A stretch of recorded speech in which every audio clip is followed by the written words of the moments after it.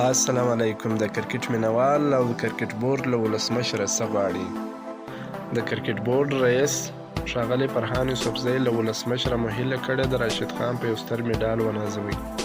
د افغانستان کرکټ بورډ عمومي رئیس ښاغلی فرهان یوسفزی د هیواد له ولسمشر جلال الاتمام محمد اشرف غني هیله کړې ده ترڅو د کرکټ نړیوالې شورا له لوري د ملي اتل راشد خان ته په شلاوریزو نړیوالو سیالیو کې د یوې لسیزې د غوره لوبغاړي او ویاړ ترلاسه کولو په پار حالي دولتي میډال ورکړي.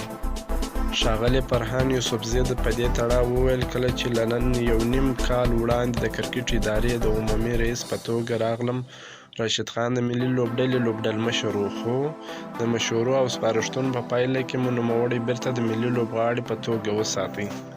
ښاغلي یوسفزي زیاته کړه د دې کار یوازینۍ موخه دا وه ترڅو زموږ دغه ستر ستوری د افغانستان لپاره پر خپلو ویاړلو ګټلو او د افغان ولس پر خوشحالیو ساتلو تمرکز وکړي چې په دې لوبډلمشرۍ کې یې خپل تمرکز او هغه استثنایي وړتیاوې چې نوموړي یې لري له لاسه ورکوله. باید وویل سي چې راشد خان وړمه ورځ د کرکټ نړیوالې شورا د ځانګړې لوبډلې په نوملړ کې ځای خپل کړ او ورپسې پرون د یادې شورا د شلاوریزو سیالیو د وروستۍ لسیزې د غوره لوبغاړي ویاړ هم ترلاسه کړی. د یادولو ده چې د افغانستان کرکټ بورډ به هم ډیر ژر د ملي اتل د یادو ویاړونو او سترو لاسته راوړنو په موخه د خوښۍ جشن ولمانځي او په ترڅ کې به یې د هیوادوالو او د کرکټ مینوالو ته ځانګړې مبارکي وړاندې کړي.